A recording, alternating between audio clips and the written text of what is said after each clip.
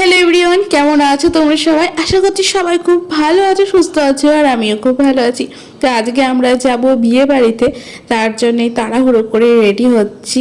হাতে একটু হলেও সময় আছে, তবে তবুও তাড়াহুড়ো তো করতেই হবে, কারণ বাড়িতে যদি সবাই চলে আসে তারপরে বকাটা ঠিক আমিই খাবো। আমি কিন্তু কোনো রকম মেকআপ করি না, কিন্তু তবুও মেকআপ করার মতনই সময় লেগে যায় আমার, যেহেতু আমি সাজতে ভালোবাসি ঠিকই, কিন্তু আমি পারি না। ঠিক আছে, তো তার জন্যে আমি যেটুকু পারি যেমন পারি করি। আর আমার মেকআপ করতে অত পছন্দও হয় না, মেকআপ না করেই শুনতে হয়, আর মেকআপ করলে তো আর জানি না কি বলবে। তো আমি মুখে ক্রিমটা মেখে নিলাম। তোমরা তো জানোই আমি ওই ক্রিমটা ব্যবহার করছি, ডক্টর রাসেলের ক্রিমটা কিন্তু খুবই ভালো, তোমরা চাইলে কিন্তু পারচেস করতে পারো, আর আমার প্রোফাইলেও কিন্তু লিঙ্ক পেয়ে যাবে। তো সিঁদুরটা দিয়ে নিলাম, চুলটা বেঁধে রেখে দিয়েছি। প্রচণ্ড গরম, ফ্যান চলছে, তবুও প্রচণ্ড গরম লাগছে, মানে ঘামছি। তো মনে পড়লো যে আইব্রোটা আমি এমনিতেও প্লাক করি না, তাও মনে পড়লো যে আইব্রোটা প্লাক করতে হবে। তার জন্য স্বর্ণাদি যেটুকু পারলাম তুলে নিলাম। এখানে আমি এখন চুড়িটা বদলে নেব। এই চুড়িটা আমি কিনেছিলাম, তোমরা যদি চাও এই চুড়িটা লিঙ্ক আমি শেয়ার করব, লিঙ্ক লিখলেই তোমরা পেয়ে যাবে। তো এই চুড়িটা কিন্তু আমার ভালো লেগেছে, কিন্তু সব সময় সব কিছুর সাথে আবার সব জিনিস মানায় না। যেরকম এই শাড়ির সাথে ওই কালারটা তো মানাচ্ছেই না, ওইভাবে পরেও মানাচ্ছে না। আর এর আর একটা সেট, মানে আর একটা ছোট ছোট চারটে ছিল, তো সেটা আমি আগেই পরে ফেলেছি, সেটা পরে আমার আগেই নষ্ট করা হয়ে গেছে। তো এটার সাথে পরলাম, এটাও কিন্তু দেখছি মানাচ্ছে না। আসলে এটা সিলভার হলে হয়তো মানিয়ে যেত, তারপরে ভাবলাম যে না, এসব কিছুই পরবো না। এই সিলভার কালারের একটা জিনিস আছে, তো এইটা আমি এখন হাতে পরে নেব। দেখলাম হ্যাঁ, এটার সাথে একটু হলেও ভালো লাগছে। আর আমি শাখা পলা এসব কিছু কিন্তু খুলি না, বিয়ের পর থেকে আমি এগুলো খুলিনি। আর আমার হাতে এখন এগুলো ছোটও হয়, এগুলো আমার হাতে সহজে খুলবেও না, অনেক কষাকষি করে তারপরে হয়তো খুলবে।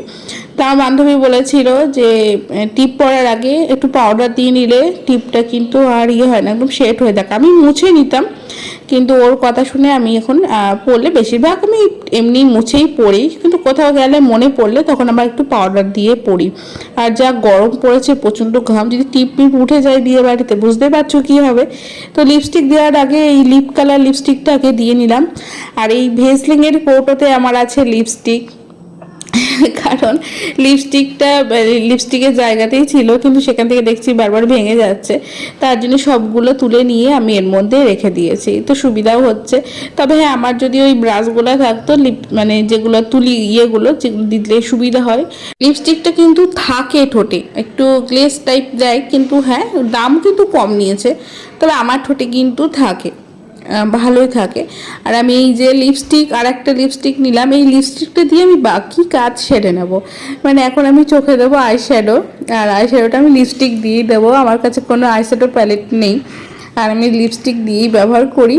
যেহেতু আগে বিয়ের পর আমি কিনেছিলাম, কিন্তু মাঝে মধ্যে দিতাম, তারপরে ভেবেই নিয়েছিলাম যে আমি আর দেবো না, মাঝে তো আমি দিতামও না। তারপর কারণ ওই পরে থেকে নষ্ট হয়, এক্সপায়ার হয়ে যায়, এরকমটা হয়। তো এখন আমি যেটা করি, লিপস্টিক দিয়েই দিই, আমার একটা সুবিধা হয়, কারণ অত ভালো করে সাজতেও পারি না, ওই হালকা পাতলা যেটুকু পারি সেটুকুই। এরপরে লিপস্টিক দিয়ে তো ওইটুকু কাজ হলো, আমি গালে কিছু দিই না, সবাই দেয় দেখি, কিন্তু আমার পছন্দ হয় না, কারণ মুখে কোনো মেকআপ ঠুসি না, তো গালে আমি কেন বা লাল লাল করবো, তার জন্য কোনো কিছু দিই না। এই আইলাইনারটা দিয়ে আমি কোনো কাজল ব্যবহার করব না, আইলাইনারটা এখন আমার চোখে পাতায় যাবে, উপরে যাবে, নিচে যাবে, সমস্ত জায়গায় এই আইলাইনারটাই ব্যবহার করব।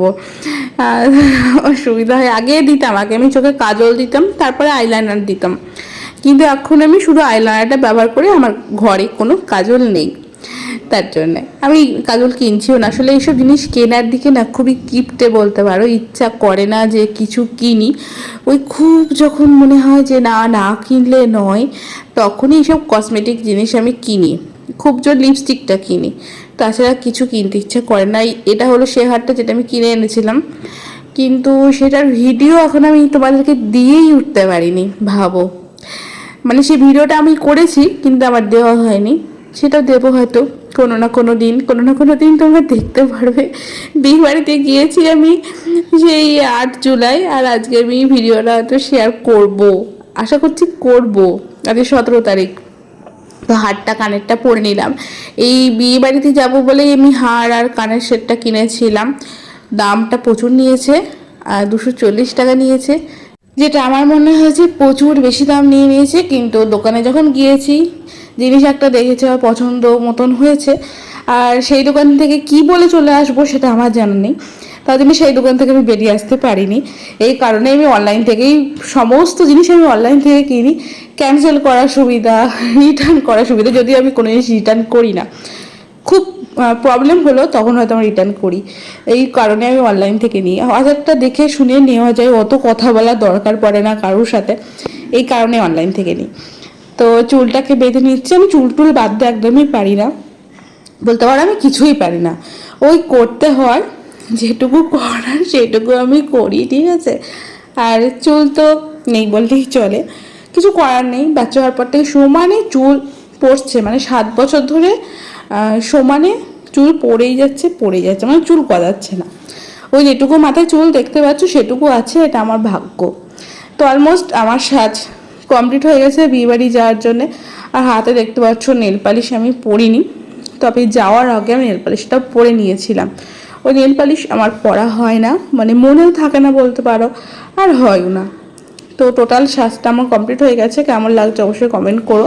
হ্যাঁ, মেকআপ যেহেতু করিনি ভালো লাগবে না, এটাই স্বাভাবিক বিষয়। তো এই আমার বর চলে এসেছিলো এই সময়, তো আমি জিনিসগুলো গুছিয়ে তুলে রাখছিলাম, তো সেটাই ও ভিডিওটা করেছে ওর ফোন থেকে। আর এইভাবে আমি ফোনটাকে ডেকে ভিডিও করছিলাম।